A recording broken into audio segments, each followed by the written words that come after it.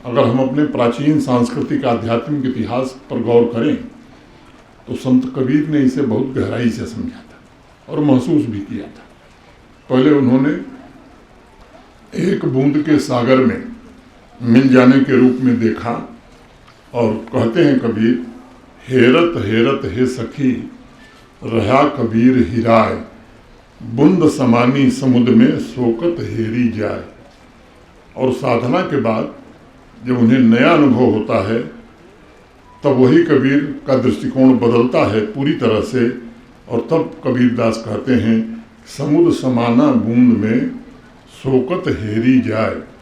यानी बूंद सागर में नहीं बल्कि सागर बूंद में समा गया।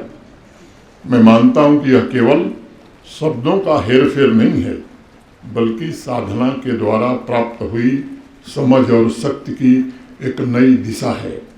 माँ दुर्गा की प्रार्थना में साधक खोता नहीं है बल्कि स्वयं को पूर्ण रूप से प्राप्त कर लेता है।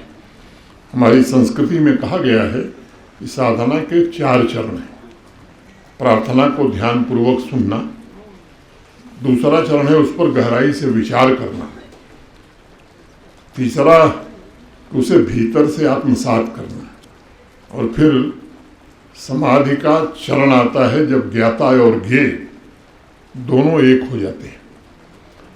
मेरी कामना है और प्रार्थना भी है कि माँ के सभी भक्त इन 4 चरणों का जीवन में अनुभव कर सकें। माँ सारिका की असीम कृपा आप सब पर पूर्णतः बरसे।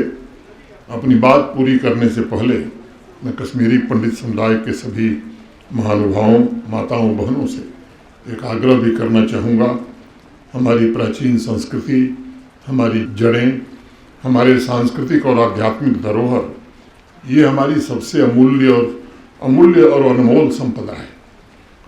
और मुझे लगता है कि हम सबका नैतिक दायित्व है कि युवा पीढ़ी को उससे कैसे जोड़ा जाए। जिस पीढ़ी को अपनी जड़ों का ज्ञान होता है वह कभी भविष्य के खतरों से भयभीत नहीं होती है।